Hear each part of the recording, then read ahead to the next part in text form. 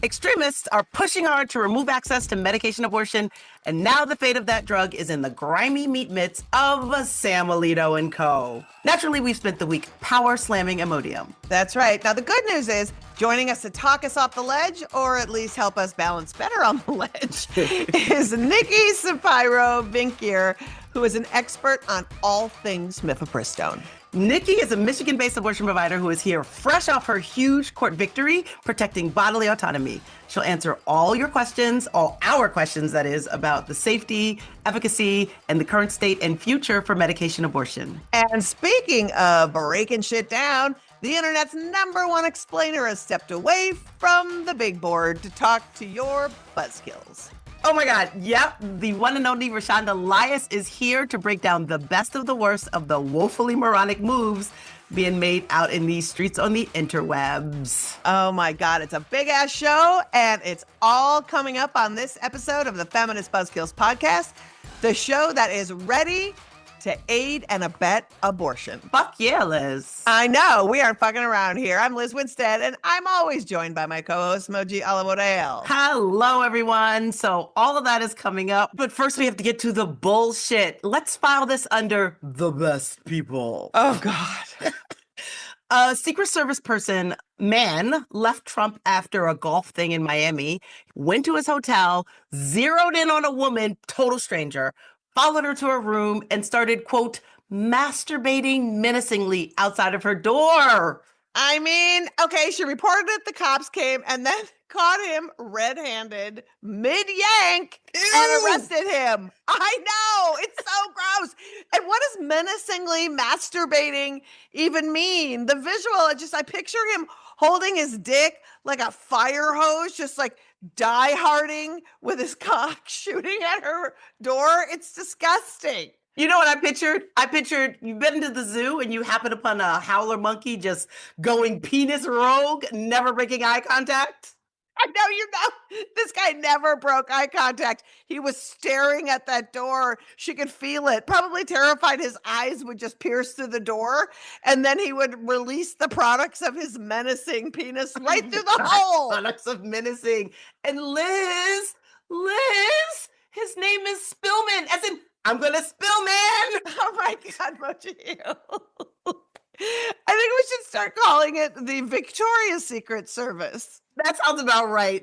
You know, he's not even fired yet, Liz. He's still got a job. They put him on administrative leave. They're probably going to transfer him to another department. Yes, he's on administrative leave so he can administer more Jergens to his menace machine.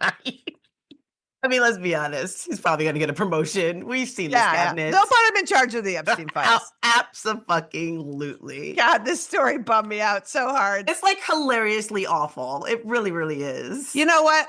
After just going through that series of visuals, I can't believe we're going to go into just begging people for money. Give us money, because this podcast brings you more disgusting sexual garbage than most. But yet we're going to. So here's the plug. Are you a patron? Are you a patron of this podcast? We really do give good information. So I feel like set aside the visuals we just gave you and really think about how we can help wash it away with good abortion news and actual calls to action. So join our Patreon. Come on, support us. You get stellar content like this, cool FBK merch. We haven't shown them any stellar content yet. We're going to get to it. Listen, that was stellar content. That was my B game for sure.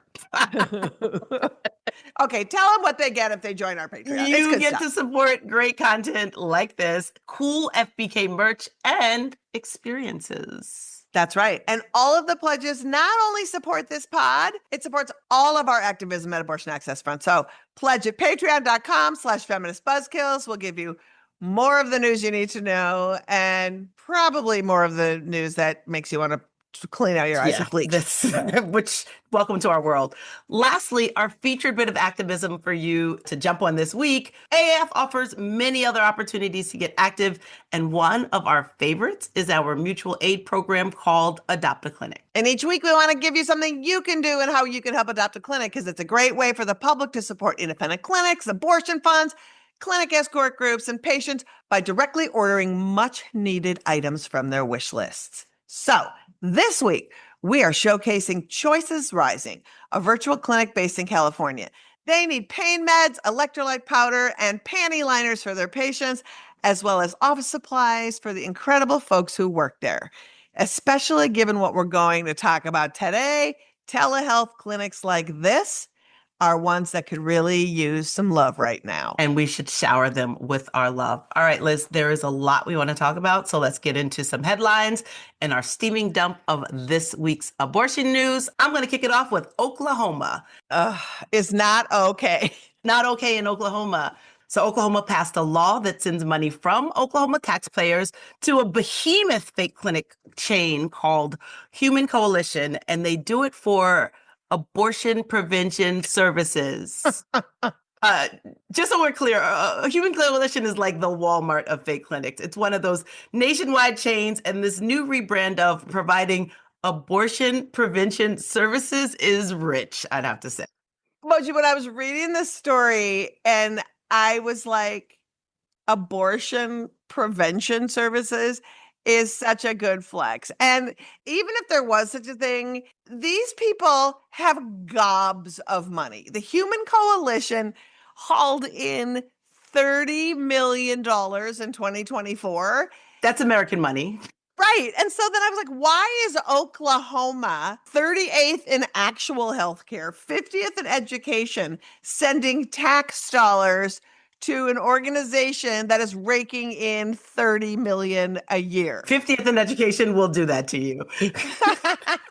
Also, Liz, let's talk about this rebrand, right? The rebrand, I cannot stop. Again, abortion prevention services is crazy, and especially because they're against birth control. They're against all sex ed except abstinence before marriage and natural family planning when you're married. So how are we supposed to prevent abortion? Those are the abortion prevention services. There's only a few, right? There's only a few. And so I guess side hugs is very big with these people. It's hard to get Remember pregnant the that side way. hug revolution Yes. where they're so lame. And then, I don't know, I was thinking about Mike Pence and Mother and how, you know, he would only have single sex socializing where he wouldn't go into any room alone with a woman. Yeah, because of course it's women's fault that he doesn't know how to act around women. Of course, and we always like to punish women for men's behavior. Always. And then I was like, maybe full body lamination is the plan. Just like, I'm going to bring my body in for lamination, just lock me down. And then I guess when I'm married, you can unpeel me and then give me a period tracker, because that's what the millions of taxpayer dollars is going to fund from Oklahoma. You're welcome, Oklahoma. Sorry that you don't have better SAT scores, but you got to fund, what's it called? Oh, abortion prevention services. You Insane. go. Also, in Texas, this is an update on a story that we covered a few years back, and it's about a Southwest flight attendant who basically went off when Southwest Airlines supported the Women's March, the one in 2017. This story was so wild. I remember when we covered it, we were like, how is this happening? This seems crazy. So she was really pissed off that her flight attendant union dues went supporting feminazis and pussy hats or whatever she was mad about. So how she decided to voice her anger, she took to Facebook and started posting like really graphic those bloody fetus pictures and tagging her colleagues at Southwest. And that's a terrifying thing. Like, can you imagine? You just get that on your feed from your colleague. Hell yeah, they fired her. Yeah, they did, for the post, for her comments to her colleague. And because she is in Texas and whoever she is, she sued. And her reasons for suing was that her religious views were being violated and the union dues supporting equality or some shit were against her religion. I guess so. Her religion is worshiping the contents of other people's uteruses. Sure, I guess sure, I don't know that religion, but sure. Or do I? It feels like it's very prevalent, actually. So anyway, this is maddening. So she took it all the way to the court. She appealed it. The Fifth Circuit Court, who's the court we're going to be talking about, the court that is, you know, at the forefront of this Louisiana case. They awarded her $5 million. $5 million for sending fetus porn. Yes. And then they required the lawyers for Southwest to take a religious sensitivity course created by the Alliance for Defending Freedom. What the fuck? That is a fully ridiculous. That is probably the most bizarre thing I've ever heard. I know. This case has been going on for 9 years. Cut to this week, the awarded amount was dropped into her piggy bank. She got paid for her grift. She got $1 million for that grift for sending we can't even do a paid ad for this podcast on Facebook. They'll reject the ad. In fact, we just posted, we'll put it in the show notes.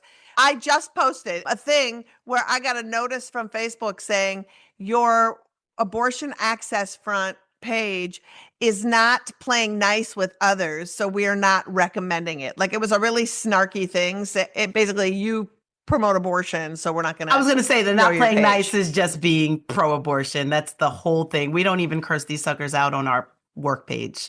Yet this bitch puts pictures of fetuses, tags her workplace friends, and then gets $1 million rewarded for it and doesn't get the shit taken down. Would she get $1 million for sending actual porn? I don't understand. This is so fucking stupid. I never understood it. I never understood how you can harass your colleagues and then obviously you get fired and then you sue and then you win money. I don't understand any of it. I'm doing it all wrong. Anyway, let's move on to our last story. Moji. Okay, so we're back at the Fifth Circus. Oh, God. The Louisiana abortion case, which everybody's been talking about, we're going to talk about. A little mentioned part of this case is that Louisiana alleges that you shouldn't mail pills because bad actors have been able to obtain FDA-approved abortion drugs from prescribers in other states, and then they secretly spike women's drinks without their knowledge with abortion pills.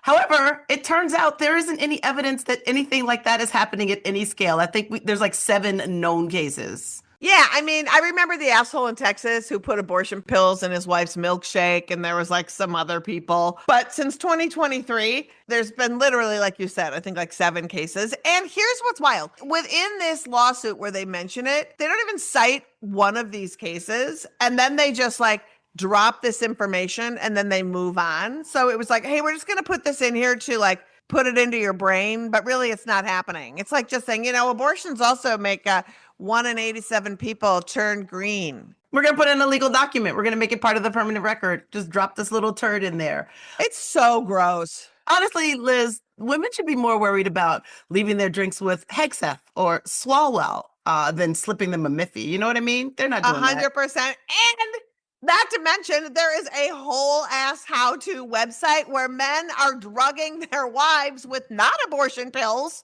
and then raping them. On camera! Probably with illegal drugs that they ordered on the Silk Road or some shit. And didn't that guy get pardoned? The whole thing is a mess. Yeah, but please, always, every time, let's make it about abortion pills. They don't know how to not make it about abortion, honestly. So let's continue with that story by recapping this big abortion story that I know you've heard. I know you've heard it, listener. And then dig deeper with our first guest. That's exactly right. So we all know the big news was that the Fifth Circuit, who just gave that stupid ass flight attendant $1 million, agreed with the state of Louisiana. And they said, oh yeah, you know what? You're right. You are being violated by other people sending mifepristone through the mail. So we're going to do a federal law that says nobody can send the medication abortion mifepristone through the mail. Then we all found out that Sam Alito, who is in charge of the Fifth Circuit cases that come through, gave us a whole week of a reprieve and said, okay, I guess you can for a week while the Supreme Court decides how we're going to allow you to either send pills through the mail or not, while this weaves through the courts. You mean the same Supreme Court that just gutted the Voting Rights Act? That one? Those people? Yeah, those people who are just wanted to be clear. Really, and Sam Alito is no friend. Remember when we did the Miffy case, that big mifepristone case in 2023? Yeah. He was the one who wanted to remove mifepristone completely from the market. So he is no friend of ours and no friend of mifepristone. Now, the good news is we have a great guest coming on who knows all things about medication abortion. We're going to talk about the cases, and we're going to actually do some deep talking about what it means to take medication abortions. What does your body go through and stuff? But this isn't the only thing that's happening with medication abortion right now. There is a massive 3-headed hydra that's going on all over the place. There's Louisiana, right, which we just talked about. And now Missouri's attorney general wants to opened his own, or has opened it, yeah. Right, has opened his own investigation into the manufacturer that makes Mifeprex, which is the brand name, and distributes mifepristone. So they're jumping on the bandwagon. And then, yeah. And then it's also wild because I'm sorry, I thought Republicans were the big pharmaceutical supporters, and it seems like they're not when it comes to abortion. And then the next asshole on the list is Josh Hawley. Oh, always doing the most. And Senators Hawley already introduced some legislation into the Senate, basically banning mifepristone and allowing people who claim to be harmed by Miffy to sue Danko Lab for damages. He just did this for funds. So he's trying to do that on the federal level. So we have the states, and then we have the federal courts siding with the states. Now we've got Josh Hawley taking it over on the Senate, trying to get a federal law passed against mifepristone. And he and that bitch wife of his, Erin Hawley, if you don't know about her, she made her name famous for herself because she was like one of the lead attorneys at the Alliance for Defending Freedom. He's the one who led the Miffy case. She's the one that led the Miffy case. That's exactly right. So they've started the Love Life initiative where they're, created solely to push anti-abortion ballot initiatives, to push back on pro-abortion ballot initiatives, and to keep pushing legislation like the Miffy legislation that good old Josh put forward. But here's something that's really fun. And I'm not saying you should call Josh Hawley, but I'm just saying they have launched a hotline for people to report their harms from mifepristone. Now, I'm suggesting maybe you just want to inform Josh Hawley's hotline that maybe you are suffering some kind of damages from Joshapristone or holoprostal. Holoprostal. So we're going to put the hotline number in our show notes. But if you wanted to call and just report that you're having really bad side effects from Josh Hawley's time in the Senate and how that's affecting you, I think you'd be doing your country a great service. I think it's the best thing you could do for this week, and continue doing it all year. 2026 is a whole year. One of the other big attacks, and this one is huge. This is maybe the biggest one, I think. And now the FDA is trying to figure out if they're going to even allow mifepristone to stay on the market or not. That's right. And it's something that's really important to know is that RFK and his FDA secretary, during their confirmation hearings, they were both grilled about medication abortion. Now, just to be super clear, the hundreds of studies around medication abortion have indicated it is 100% safe. It has been legal for 25 years. There's been approximately, 36 cases of harm or death associated with 7.5 million people using this drug. Also associated with, right? So here's the part that's so fucked up. After all of these studies and all of these years of people using it safely, they both said in their hearings, we will not change medication abortion status at all unless a study appears that has enough evidence for us to have to review. Liz, they're like us. They love a caveat. They do. And then what happened miraculously and weirdly and coincidentally right after Marty Makary was confirmed to the FDA? Voila! A study appeared right from a right-wing think tank. It's just right there. And the study was put together, engineered, baked by this org called Ethics and Public Policy Center. They released it May 2025. It's not peer-reviewed, and it was published by them on their website. Not a scientific journal, really nowhere reputable. The quack science in their study said almost 11% of women experience serious adverse effects, where the actual FDA found through clinical studies that rate was 0.3%. Huge difference. And then failure rates, their garbage studies said a 10% failure rate for mifepristone. And again, the FDA clinical studies have registered a 5% failure rate. But here's what's important: how these people came up with their garbage findings. Well, that goes into how the study was designed, which essentially for this garbage study, they looked at insurance records, right? And insurance coding, basically when you go to the hospital or you go to the doctor, they code what they did for you, they code what happened. And these people counted anything between the day it was prescribed and 45 days after as an adverse event if they showed up at the ER. Yeah. So basically, something that I learned because of this case, which I didn't know, was that there's universal coding for drugs. And so if you get a prescription for mifepristone, there's a universal code for that. So somebody can pull how many people got a medication abortion from and the code of that. And then they can pull codes of whoever used that code and then for 45 days went to an emergency room and used the coding for emergency rooms. I did not know that. And so if you think about what that is, what if you like cut your foot on a, I don't know, croquet wicket? Yes, naturally. And you went into the emergency room because you were bleeding, that would count. If you'd taken mifepristone in the 45-day window. Not even taking mifepristone. They don't know if you took it or not. That's the thing about coding. They only know that people acquired mifepristone with a code. So they don't know who took it. They're not looking at clinical trials or adverse effects because they aren't looking at whether or not somebody took it or not. It's crazy. And also, again, what they counted as adverse effects includes that example Liz gave of someone hitting their foot with a croquet stick.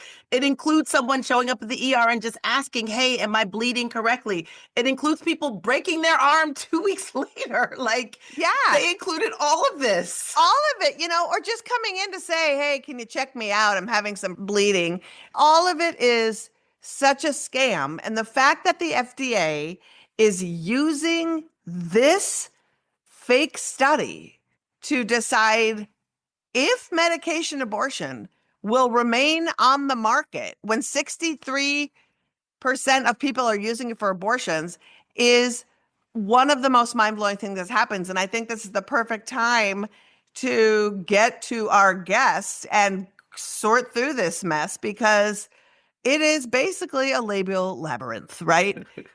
It is not. So she is an OBGYN physician's assistant, a repro health expert, and one of the best follows of abortion and repro health on Instagram. And next week, her new book, We Deserve More, Why Reproductive Health Care is Broken and What You Can Do About It, drops, and we cannot wait. Please welcome Nikki Sapiro Vinckier. Hey, Nikki. Hi, Nikki. Hi, happy to be here. Oh, so glad to have you. We're so happy to have you. And we're just so happy to have you in general, but also in this moment, super happy to have you because I feel like I'm constantly running to your Instagram to make myself feel better.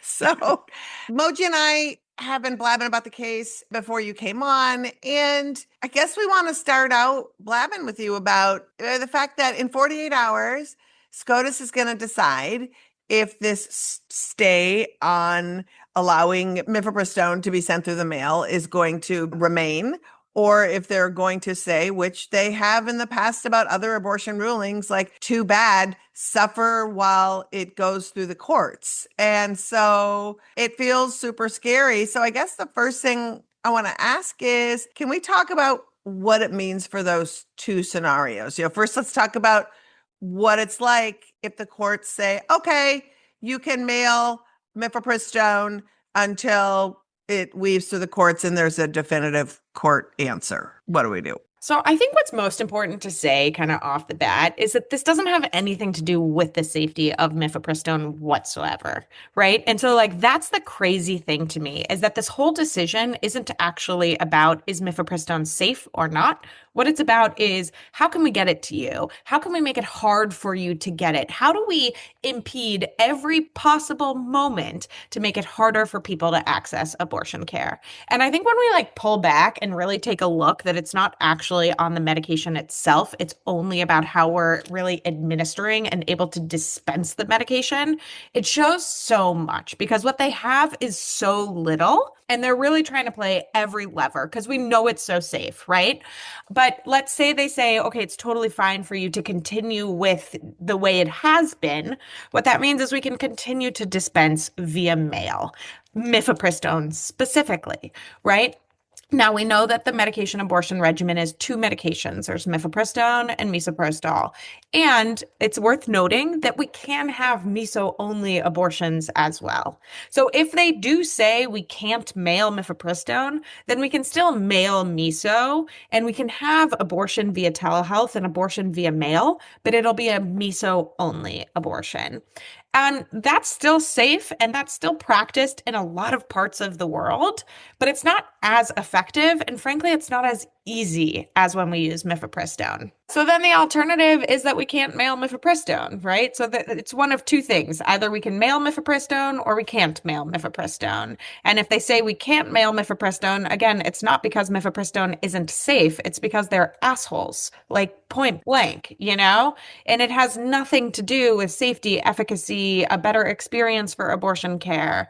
And I think another piece too that's important to note about this is that they're really pushing back on the FDA description of mifepristone. So there's a lot of conversation that technically the use of mifepristone for miscarriage management is off-label, though we use it all the time for this. Will you talk about what off-label means for folks who are like, I've never heard that before? Yeah, so off-label is technically like what it's approved for use for. So like what it has been copiously studied and what has been like your insurance company says like, yes, this is totally fine. We will pay for it, right? And when it's off-label, it's technically that it wasn't made for that, but we found that it's useful for that. We use medications off-label for like everything, right? I think one of my favorites is Botox. It was for people who are cross-eyed, and then they were like, oh, wait, it's helping people not have wrinkles. And then they, after some time, but for quite a while, Botox was not at all used for wrinkle prevention or wrinkle whatever it does. It was just used for something else. And then they figured out after years that it did something else. Yeah, so there's a lot of people because the miscarriage use of mifepristone, which the same way that we see it's used in abortion care, right? It helps kind of clear everything from the uterus through the cervix. That's being threatened by this as well. And so that's a big issue is that we don't really know. And so I think the answer to what happens is that we don't really know all of the outcomes of it because again, it's not about safety, it's about the legality and it's about all these different loopholes. And so there's not a perfect answer. There's a lot of attorneys who are actively studying this. There are people in all sorts of states providing different abortion care. There are people who have different comfort levels of what type of abortion care that they will provide. You know, in several of the group chats I'm in right now, it doesn't seem like there is a unified, this is exactly what this means. It's kind of this like, let's see how it goes kind of concept, which sucks. I'm on the board of a small chain of independent providers, and we had a conversation about that yesterday where it was just like, what does it mean for provision? How are people doing it? You know, when you are in a state that has a brick and mortar clinic, it's very different. When you're in a state that you can dispense telemedicine with that little drawer that pops open, that's different. So, and also I just feel too that when we talk about what it all means, you know, I don't think we're talking enough about, as we're recording this podcast, as we mentioned earlier in the podcast, the FDA is scouring a nefariously debunked garbage study that could not only help a concurring decision that is happening around whether or not mifepristone is safe, but whether or not they want to roll it back to distribution levels of 2000 or take it off the market completely. So that's the other thing coming down the pike that I think we should be assessing as well. Right? Like there are amazing people that are always studying all of these different levers. And I think the reason why it's more likely to go this way is that Republicans know that abortion bans are not popular. And Republicans know that if they pass a sweeping abortion ban, it's going to bite them in the ass during midterms. So I think that these are the biggest threats to abortion access because they can get away with abortion bans without feeling like they're the ones that are responsible for them. So I want to go back to what you brought up before, that one of the options, you know, if we don't no longer have access to mifepristone, then there's a meso-only abortion. And even with the mifepristone medication abortion, which we know is a little more effective, a little gentler, it's discomfort and uncomfortable things happen. Discomfort happens. Blood happens for sure. Can you talk about meso-only abortions and how they are possibly even less comfortable? Yeah, and I think that's an important thing to talk about is that medication abortions can really suck. They can be really painful. And that doesn't mean that they're bad. That doesn't mean anything goes wrong. That doesn't mean anything is harmed during your medication abortion, right? I've heard from so many people like, I have such severe pain. I think I caused damage. And I think Liz, exactly what you were saying, if we did a better job of explaining what people should actually expect, I think they would be a lot less alarmed when they're experiencing it. And this goes across the board for reproductive health care in general, right? We don't talk about pain levels. We don't address pain levels. We never listen to women when they talk about their pain levels. So specifically, right, Black women, we don't listen to Black women talk about pain. At all. So I think that's an important piece, is that if we're going to shift the narrative, if we're going to make this more comfortable for people, then we do need to tell them what to expect. And I think talking appropriately about the pain that they may experience in a medication abortion, whether it's Miffy and Miso or Miso only, is really important, because it helps people to feel like, okay, at least this is normal. At least this is like what I can expect. And yes, it may suck. And yes, this may feel like a really stabby period with heavy flow, but at least I'm not the only one. And at least I'm not wondering, did I do something wrong? Right? And also, people don't stop giving birth just because it is painful and uncomfortable. They don't say, oh, women are in pain when they're giving birth, and therefore let's ban it. Yeah. And I think the thing is, too, is like, I would tell this to patients all the time when they were pregnant, like, you got to get the baby out somehow. And if you're pregnant, whether it's a vaginal birth or a C-section, like, both options aren't great. Like, this isn't like a fun thing to do. And I think like abortion care is not super different. And same with miscarriage care, unfortunately. It's the same reason why we talk about IUD insertions as being painful. It's the same reason why uterine biopsies are painful. Anytime the cervix dilates at all, anytime we have kind of passage of like a heavy period clot, right? That sucks and it hurts and it's not fun. And it's going to be a similar experience for most people when they have a medication abortion. And that's okay, right? Like, it's okay to be in pain. I wish we could manage it better for you, and we should talk about pain management options, but it doesn't mean anything's wrong. Right. So, Nikki, is there any way you could get, without being gross, a little more descriptive about what people should expect with a Miso-only medication abortion? Yeah, I mean, the expectation isn't super different from Miso-only versus Miffy and Miso. The Miso-only is a longer process for some, and that it's more regimens of medication. So Miso-only abortions, you can do 3 to 4 different doses of Miso. Whereas Miffy and Miso, you do 1 Miffy, and then 3 to 4 hours later, up to 24 hours later, it can even be that you take the dose of Miso and you do a second dose of Miso if needed. So the Miffy and Miso is more succinct, if you will, whereas the Miso only is just like a longer process with a little bit more like uncertainty of, completion, if you will. I think nausea, there's more nausea. I think can be more diarrhea. Cramping, more diarrhea. And I think that it's fair to say too, that's why it's really nice to get early abortions when it comes to this, because the longer you're pregnant, maybe the harder it could be, and it's also, everybody's different, right? Oftentimes, if you do a medication abortion, you may have to go in and have a D&C and just make sure that, you are fine. And it happens. Sometimes it's, again, safe. It's just like, look, I didn't get the whole vacuum out. Like, let's just get it out. I just got to clean it out. And those things are real. And just normalizing pain without forcing pain. Like, it's a weird line to walk, right? Because you don't want to do what so many Black women experience, was just ignoring someone's pain, but then also understanding that pain is a normal part of sometimes when we have medical stuff happen. So it's a mess.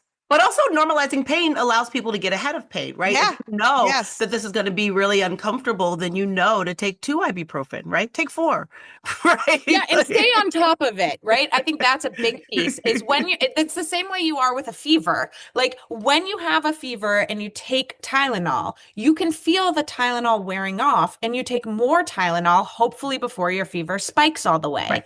The same thing is true with pain management, right? If you roll your ankle and you take Advil, you take it every 4 to 6 hours and you try to stay ahead of the pain. Yes. And it's the exact same thing with heavy menses, painful menses, abortion pain, right? If we set alarms to stay ahead of the pain, we can keep ourselves much more comfortable. And I think exactly that. If we know it's going to be painful, then let's step up to the plate, ready to tackle that pain, Yeah, and I also want to say too, the more that we have these kind of conversations, the more the right can't weaponize the pain as some evil thing that happens because they're always going to do that. So stop with the, trying to own the pain when then saying the beauty of childbirth. Does anyone really think childbirth is beautiful in the scope of like that? Would you have a giant picture of your birth hanging in your living room? I don't think so. Listen, it's magical, but it's not comfortable. Yeah. I would just argue anything covered in goo is not beautiful. Yeah. I think about that every month when I'm on my period. There have been laws in Wisconsin where they're trying to talk about these miscarriage catch kits. The catch kit. The colander. catch kit. What? And I literally think every month to myself, I'm going to mail my menstrual blood to this bullshit person in Wisconsin who introduced this, because now I use those menstrual cups. And so it comes out thick and clotty. And I'm like, you can see all of it. you can't tell the difference. I can guarantee you that legislator would not be able to pick apart what's a miscarriage and what's a menstrual clot. There's no way. No. And it just shows they don't know how anything works. I told the story a million times. I had a miscarriage at an Applebee's, and you're just like, that's what happens. Am I to go in the kitchen of Applebee's and be like, do you have a sifter? And I'm sorry, but before I can flush the toilet, I need to send something to my legislator that I just passed in your toilet after I ate the bloomin' onion. No. I love that we spent all this time talking about miso-only medication abortion and just sort of the level of discomfort that you can expect and should expect, so that it doesn't send people to ERs or somewhere where you can find yourself caught up in some sort of pregnancy criminalization. But I want to pull out a little bit right now, Nikki, while we have you, right? No pun intended. No pun intended. And maybe look at the big picture of these attacks on medication abortion, right? Because it's not just this week in the Fifth Circuit ruling. It's also Josh Hawley, Senator of Missouri, and his manosphere henchmen proposing a ban on mifepristone. And also, right now, as we speak, Liz brought this up earlier, the FDA is using this ridiculous study by anti-abortion extremists to assess the fate of pills entirely. Can you talk about the bigger picture of what they're pushing for and how we fight back?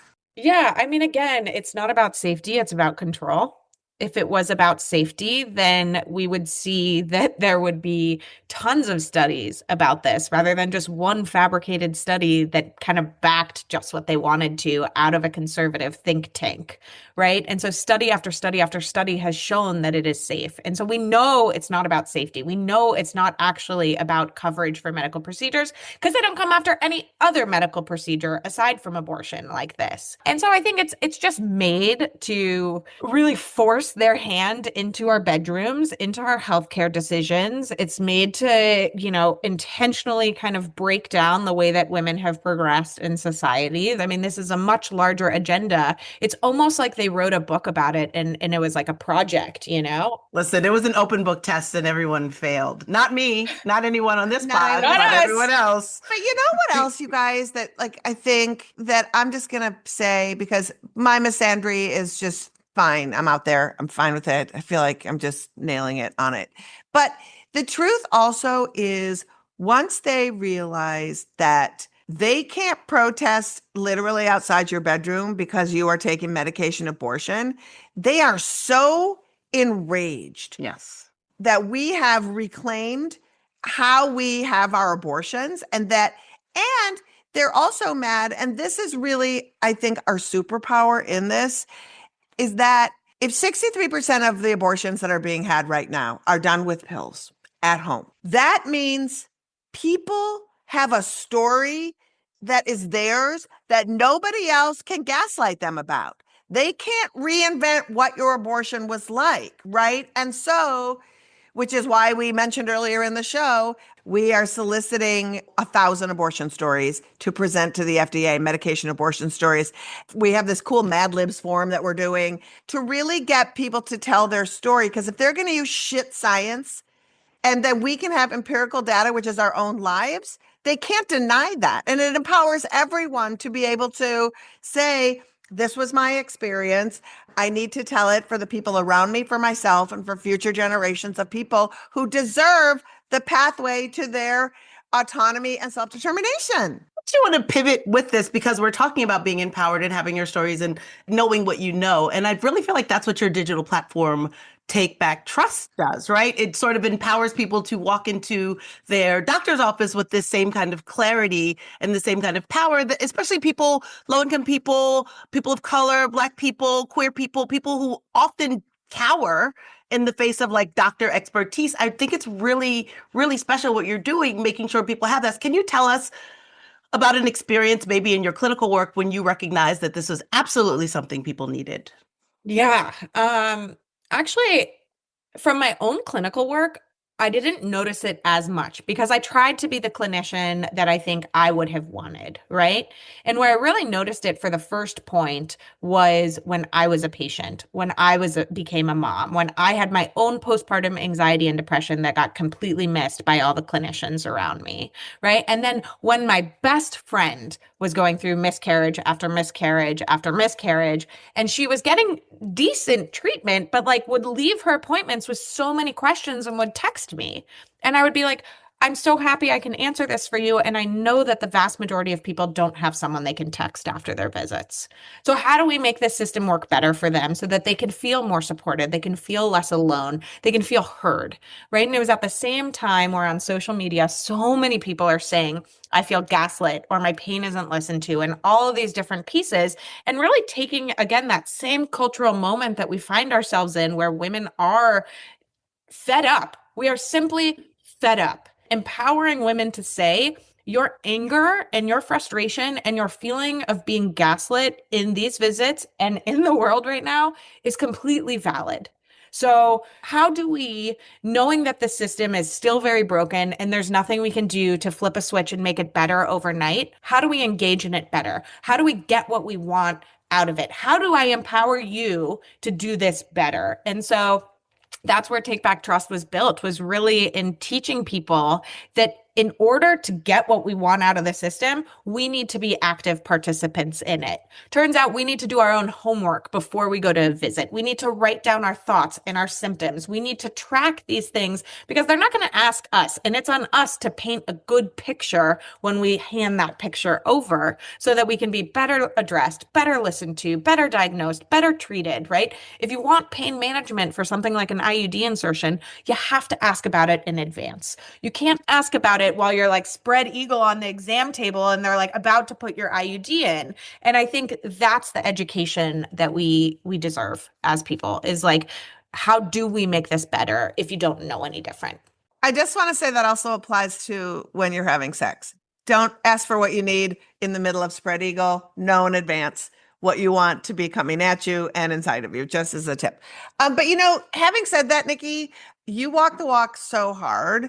I am so excited about this victory for you in Michigan and the fight that you fought, because it was when we were following the case and then we were doing stories and finding out how bad it is for pregnant people with their healthcare directives. Like, we had no idea. So will you explain this amazing case you took on in Michigan and what it was and what people are facing when it comes to your healthcare directives when you're pregnant? Yeah, I learned this the hard way myself too. And so I just want to shout out If, When, How, and Compassion and Choices because they were the beacons that pushed this case through. And I was just one of the lucky plaintiffs to be a part of it. But thank God for those amazing organizations who do this work day in, day out, because they really made it happen. But we all remember the Adriana Smith case out of Georgia, where she was declared brain dead at 9 weeks pregnant and they wouldn't take her off of the ventilator and she was forced to incubate this fetus in her womb. And I think all of us were really horrified by that. And I myself, as an OBGYN PA and clinician, didn't even know that that rule existed in Michigan. And I went to my own advance directive that I had written while pregnant, mind you, and realized that in my own advance directive, there is what's called the pregnancy exclusion clause that says, if I am pregnant at the time, all medical wishes are considered null and void, essentially. And I was like, what the hell, right? So not only did I not even know about it, but I had signed off on it because that's just like in the page because that's how it's done in Michigan. Who reads all the fine print? You read most of the fine print. And like, you don't read the fine print of things that you can't do anything about furthermore. Right. Right. So like in the moment, I just signed off on it. And so when the Adriana Smith case happened, I was pretty pissed about it, learned in Michigan, this could happen. And I had a lot of people who had reached out to me in DMs saying, hey, if we ever come at this in Michigan, I'd like to be a part of it. And I would screenshot those DMs and I emailed them to myself being like, we're gonna get this. And Kylie over at If When How said, hey, I think we've got something in the works. And so we started to do that and we pulled the plaintiff list together.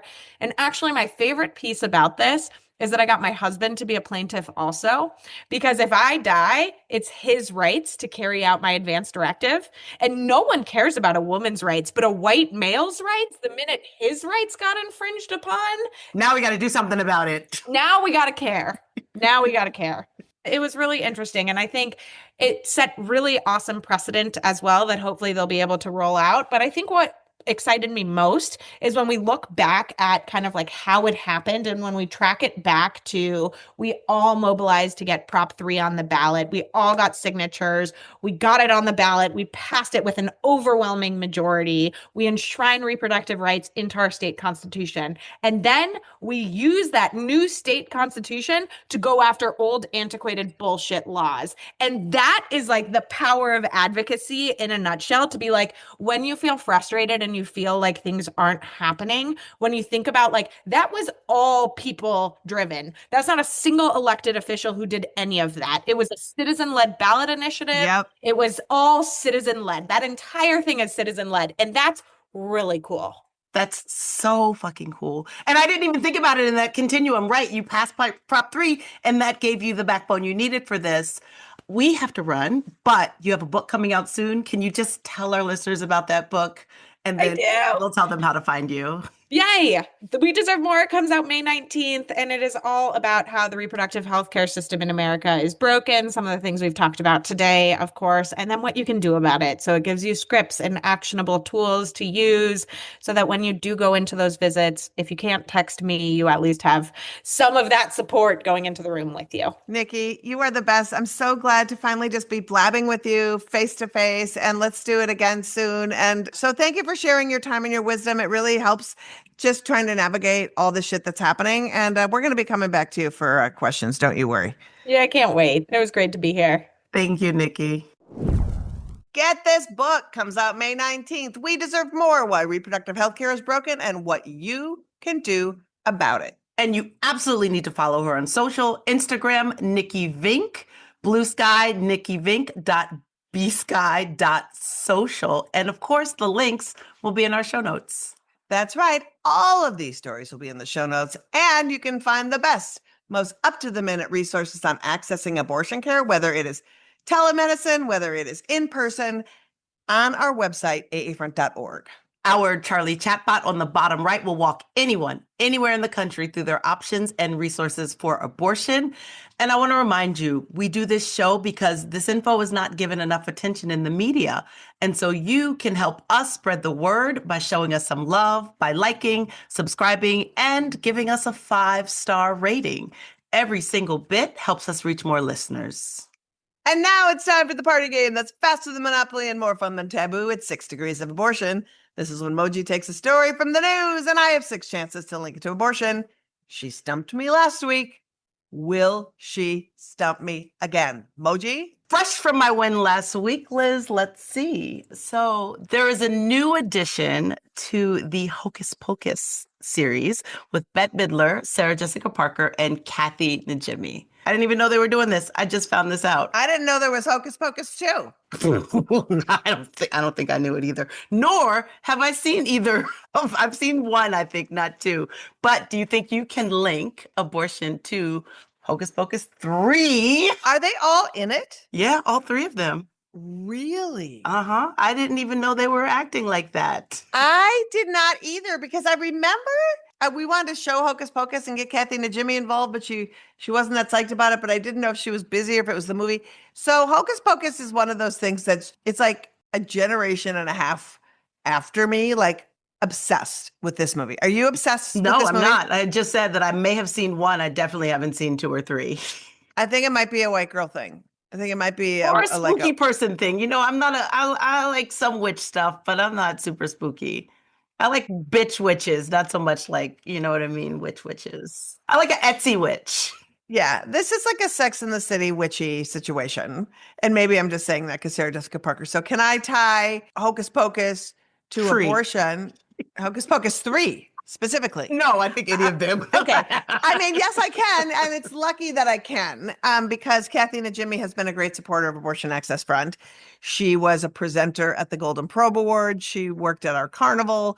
She has been at several things we have done. So Kathy Najimy is a witch in Hocus Pocus 3, which takes us directly to Abortion Access Front, which turns out is connected to abortion in some way. Look at that. You made it. You're back. You're back. You're back, Liz. You're Good back. job. I'm back, but only for a moment. But only for a moment. So, Moji, why don't you wave your magic wand and introduce our next guest? Oh my gosh, I'm so excited to. She is a digital creator, a diversity advocate, and she's definitely been checking the board and spilling the tea on TikTok and IG. You've seen her, I've seen her. She's a star. It's really very simple why she's the shit. Here's her take on why a woman's body is none of your goddamn business. Let's check the board. This is you. This is your car. This is your home. This is your pet. Okay, these are the things that you own, Dennis, okay? This is a woman. You do not own women. Women are not property, and you cannot control our bodies. If she wants to take her jumbo slip and slide to Reginald's house and let him ride, that's her business, okay? If 6 weeks later she needs to go somewhere to get something done, that's her business. She don't want Reginald's big-headed baby. That's her business. Do you understand? And then you want to bring Sky Daddy's son, Jesus Devontae Christ, into this. I don't care what you believe, okay? This is not your business. If you believe that there's a heaven, then you should know on Judgment Day everybody will be accountable for their own doing. Jesus is not going to ask you about me, okay? I need you all to understand that. Mind your own business. My doctor should not have to decide between their livelihood and saving my life. They're human. They're going to choose their livelihood, and then I will go see JC. Okay? You all need to get it together. The stuff's getting weird. Thanks. Please welcome RaeShandra Lias. RaeShandra, thank you for joining us. Hi. Thank you for having me. I'm excited to be here. Oh my God, we're so excited. That clip that played before is part of why we love you. You are a whole vibe, and the kind of vibe that we aspire to be on a daily basis. Like, I'm not kidding when I say you're one of the greatest, most hilarious folks breaking down hard subjects and ridiculous behavior for the people of the internet. I count myself as a person of the internet. We love your takes, especially love when you hit the board and explain some shit. How did you release all of these fantastic opinions before you did it for us online? Okay, so here's the thing. I have always been this person. My mom told me that. I was like 5, 6 years old. My mom is number 13 of 14 siblings. So they would be in and out of her house. And I'm like, Mama, you ain't gonna say nothing? These people need to go home. So I have always been outspoken. Like, why are they here? It's just supposed to be me and you. And I was the only child till I was 10. And I was promised a Barbie dream house. And then she showed up for Christmas with this little boy. And I'm like, okay, so now I'm a big sister. I did not sign up for that. So I've always been that. And because I owned a boutique, so I've always been online and really came to realize probably around, I think when Rihanna did the Super Bowl, that people are visual learners. You all keep asking for an album, and I'm trying to connect you to the fact that we love Rihanna, but Rihanna loves ASAP, and she's going to be pregnant. So I need everybody to catch up. So in that going viral, it was just like, oh, people really do like me at the board. And so I take hard topics and fun topics. And one of the most craziest, even I was on MSNBC when I was trying to explain, when the plane lands, you don't have to stand up right now. You're in row 50. Where are you going? Okay, the plane is going to deplane itself. So those type of takes, and then more serious, and of course, women's rights and LGBTQIA rights. And it's easier for me to be at the board because some people make things that are really simple, complicated when it's not. How about we just not be horrible people? Can we not? I mean, that is just a simple concept that I think you're going to throw people for a loop just with that hot take. How about we're just not awful? The point is, don't be horrible. Can you not? It's really tough for people. It's really tough to not be horrible. We see it. It's true. And also, I'm sure you get this a lot from people where it's like, oh, you must have an embarrassment of riches to talk about. And I feel like it's overwhelming, right? The insanity of the world keeps escalating. Yes. And you have to navigate what you're going to talk about, what stories you're going to do. And so I wanted to ask you, what were some of the stories, or even one in particular, that even threw you to the floor in disbelief before you could even take it to the board? You're like, no. Man being in office. Yeah. It is the way that he stands in front of that podium with our seal on it and just says the most great. When he told people to drink bleach, to ingest things, I can't for the life of me understand how we got here. They elected him again after that. It will always be people trying to explain away stupidity. And I am a person that thirsts for knowledge. Even though my degrees are in public administration, I will pick up a book or pull up something and just read because I love to know things. And I don't understand why people don't want to critical think and find out things for themselves. So that kind of threw me to the floor because, again, I am light, airy, bubbly in a world that is harsh and cruel. And I'm trying to understand for the life of me, what does my uterus have to do with your business? Like, I don't understand what I do with my body and the things that I say and the people I love. What does that have to do with you? If people could just mind their own damn business. No, honestly, why do we have a whole political movement against trans people? There's like 5 of them. Leave them alone. I don't understand it. That's what I'm saying. You wake up every day trying to disenfranchise people. Why? Yeah. For simply existing. I don't get that. And I understand white Christian nationalists are faced with us, and they're faced with us being superior, and their mediocrity is no longer accepted as excellence, right? So they're mad about that. Yeah. But to your point, Moji, they don't even know trans people. Right. So they're not even coming into their sphere to threaten their anything unless they're all secretly just want to be with trans people. And so they're freaked out about that, right? Even then, they're just fetishizing them. Come on now. Even then, they don't see people. Because I already don't want to use a public restroom. Okay, I already don't. Right. So when I go in there, I'm not concerned about who's in there. I'm trying to use it, wash my hands, which many of them do not even know about. They do not. And then leave. I'm not in there trying to figure out what's in somebody's underwear. RaeShandra, the only reason I work out is so that I can hover over a public toilet for 45 seconds. All I want is quad strength to not sit on that toilet because I do not want to sit on who came before me. Absolutely. Legs shaking and everything. I'll do it. If I call that a workout, fine. Fine.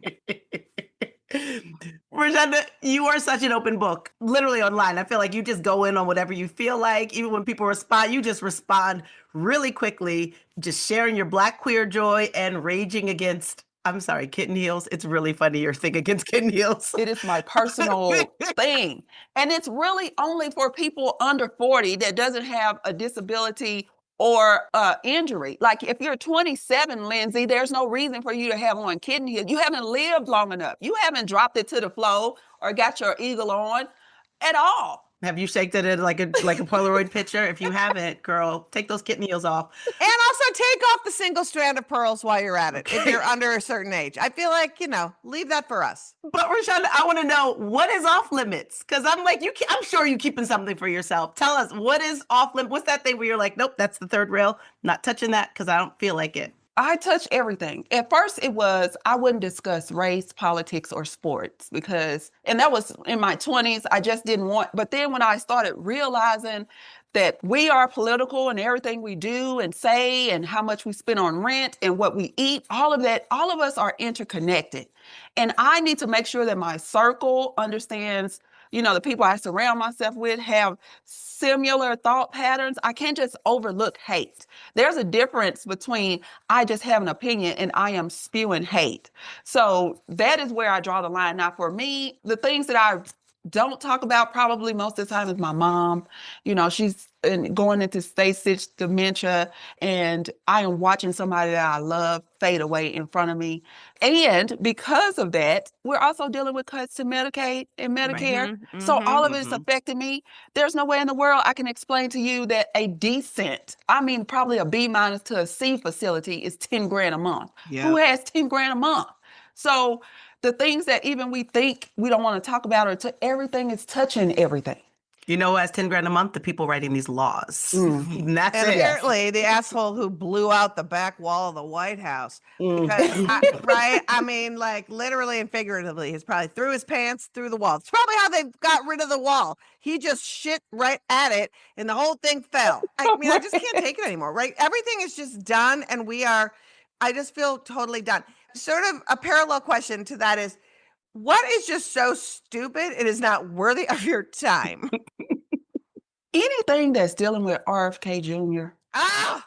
You know, just hopping out on a whim on the side of the road to castrate a dead raccoon or sniffing. And bring the dick home? For what?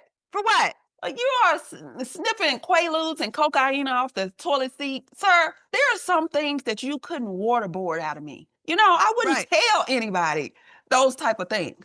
I can't take that serious, but at the same time, these are the people that are supposed to be protecting us and in charge. So I pay attention, but I can't comment on everything because we're inundated with foolishness. Yeah. We are. And it is meant to make us exhausted and throw our hands up. So some things I just say, okay, I'm not touching it because I know what it's for. His focus on roadkill, you're right. It's next level because it's bears, it's dogs, and then it gets to raccoon dick. And you're like, is there any more privileged white human than a Kennedy? That should be, everybody needs to know. Heroin addict, raccoon dick stealer, bird grabber, working out in those jeans without a shirt. Nobody wants that. Raw milk drinking. Felching person. I can't. I forgot about the felching. Oh gosh. This is what I'm saying. It's so much that we're like, really? Yeah. Please. Well, we're living in the upside down world, right? Because not only is this man all these things we've said, he is the head of our health and human services. I know. That seems wild. I feel like raccoon death is the department he should be in charge of. Why do we have him in health and human services? He put him in charge of nothing because he's also just like created this culture of like, creepy maha white lady moms who are drinking their own pee because it's instead of taking HRT, like it's a lot. Okay, so I just want to back up for 5 seconds. I love this rant we had. But RaeShandra, here's what I think I marvel at you the most is that the totality of what you give, right, on social and stuff, correct me if I'm wrong, but I think I have detected something that I only thought existed in movies, which is called life-work balance. I don't know. I feel like you might have achieved some of that because I see joy. I see you going to the movies. I see a lot of shit. Hanging out at the Kentucky Derby. Like, yeah, how do you get that? How are you carving out the time? Yeah.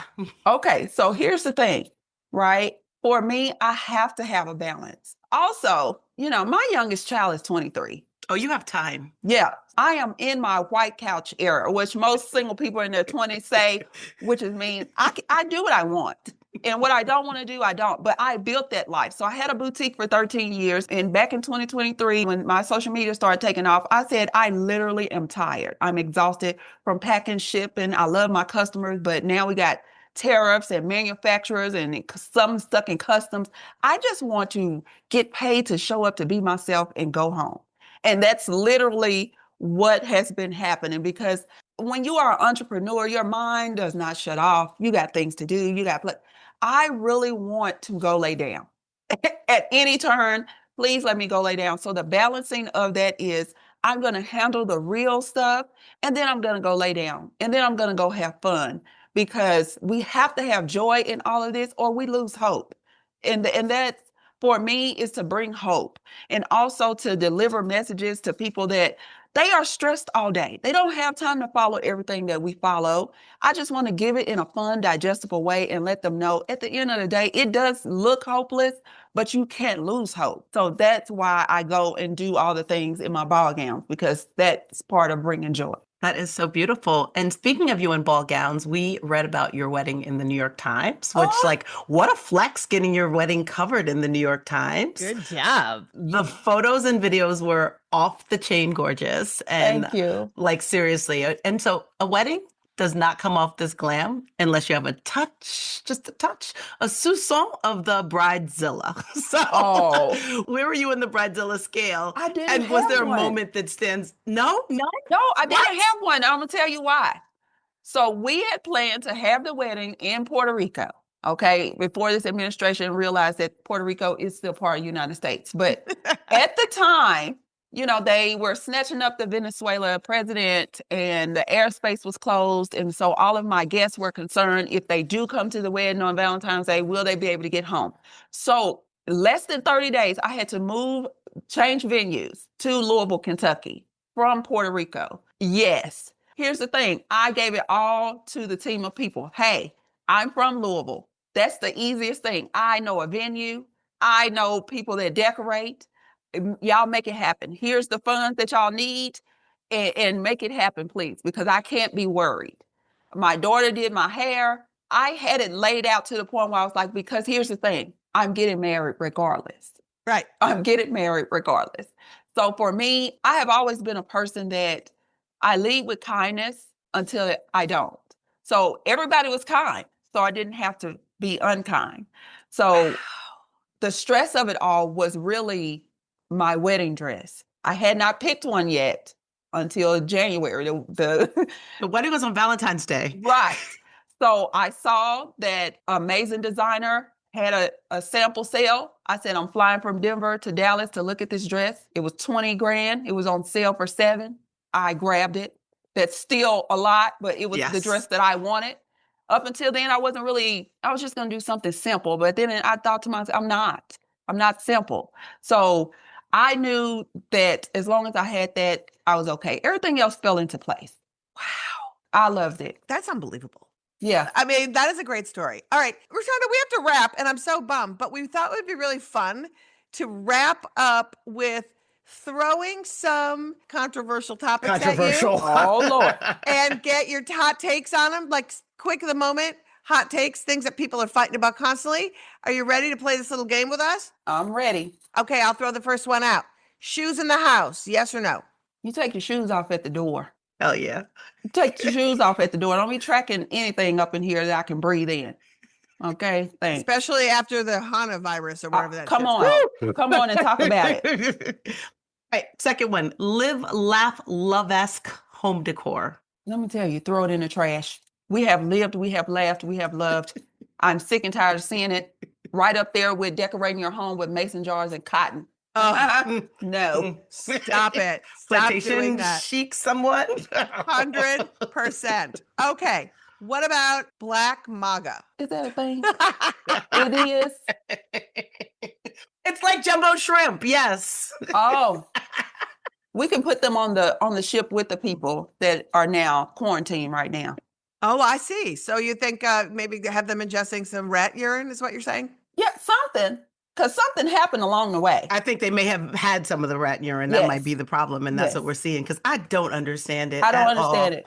No. And finally, Erica Kirk and her Rhythm Nation tour. I want her to stop it. I have yet to see a tear fall. I did not know that pyrotechnics was a part of a funeral. I thought it was WWE SummerSlam. I'm sick of the black leggings. I want it all to go away. And I mean immediately. Gone. I like to call her Tammy Faye Faker. Please. Because That's good. crocodiles could teach her how to cry better. Oh my God. So wild. Okay, we have to totally wrap up, but tell people where they can find you and talk just a little bit about your really very simple podcast. Oh my gosh, I'm super excited to be launching It's Really Very Simple podcast because it is taking the board and expounding upon the topics, okay? It is really talking about life lessons that we all have been through. Life teaches us a lot. So I get ready. We are launching that. I'm super excited. I will say briefly, I do have a segment on there called Worry About Your Brows, okay? And that is on topics of things that people should not be concerned about. That's none of their business. How about you worry about your eyebrows? Okay. Yeah. Also, you all can find me on all social media, RaeShandra, Lias, Lias, RaeShandra_Lias on IG, and Shop AIF on TikTok. We'll put all of that in the show notes. We are so, it was like, who would be our dream person to have come on, who's killing it all over social media and really making some points and just touching our hearts and living our rage. And it was you. So when you said yes, we were just so happy. thrilled. So thank you so much. Thank you. Of course. Thank you all so much. That was an awesome show. There was a lot of info and a lot of laughs. I'm not going to lie. Thanks for listening to us talk about masturbation and abortion. And please order Nikki's book, We Deserve More, which drops May 19th, but you can pre-order it too. Yeah, just pre-order it. And I know we made you smarter. I'm sure we made you laugh. So just why don't you show us some love by liking, subscribing, giving us a 5-star rating. These are like the minimum. And if you really want to go that extra mile, join our Patreon. You'll support great content. You'll get cool FBK merch and experiences, and we'll love you forever. Forever. All pledges support this pod and all of our activism at Abortion Access Front. Just go ahead and pledge at patreon.com/feministbuzzkills. Plus, Abortion Access Front brings the news and information not just on this podcast, but every damn day. So stay connected with us on social media at Abortion Front, across all platforms, even where, Moji? Bluesky.social. We're even on Blue Sky. So if you do that, you can like, you can share, you can help us bring more people into the fold so they can learn about this assault on reproductive rights and abortion access. And now that we've got you informed, let's get you activated. You can check out our awesome Operation Save Abortion trainings at operationsaveabortion.com. And there you can get an abortion activist glow up and also learn about all the areas abortion providers and patients need your help. And there's so many. That's right. And while you're there, poke around. Our super cool activist calendar is full of local and national actions and educational opportunities so you can dive right in. Again, all of that is at operationsaveabortion.com. Wait, there's more. More. If you want even more ways to get involved, sign up to volunteer. We need you. Go to our website, aafront.org, fill out the volunteer form, and let's figure it out together. Also, as this mifepristone shit just keeps winding around, you can go there and you can sign up for our newsletter too, so you can be up to date all the time on everything that is happening. And speaking of that, do we have a good show next week? Liz, I'm so excited. I am too. We are talking to Brianna Smith, a woman we covered her story about a month ago. She's the woman who was forced by a Florida court to undergo a C-section against her will. And now she's taking legal action to ensure this never happens to another person. I'm so excited that she's doing that. Me too. And we'll have comedian and TV writer for shows like Survival of the Thickest, Shrill, and High Maintenance. I love all of those. I do too. Solomon Giorgio. He joins us to rage with us on everything that's wrong with the world. So we'll be here all day. What's wrong with the world? Wah, wah. Feminist Buzzkills podcast is edited and produced by Remy DeTournay and Jin Moon for Abortion Access Front. And this is the time we turn it over to Darby. Bye-bye. Bye. Feminist Buzzkills, the podcast from Abortion Access Front. New episodes drop Friday. When BS is poppin', we pop off. And if you want to support our podcast and all the work of Abortion Access Front, like, subscribe, and join our Patreon at patreon.com/feministbuzzkills.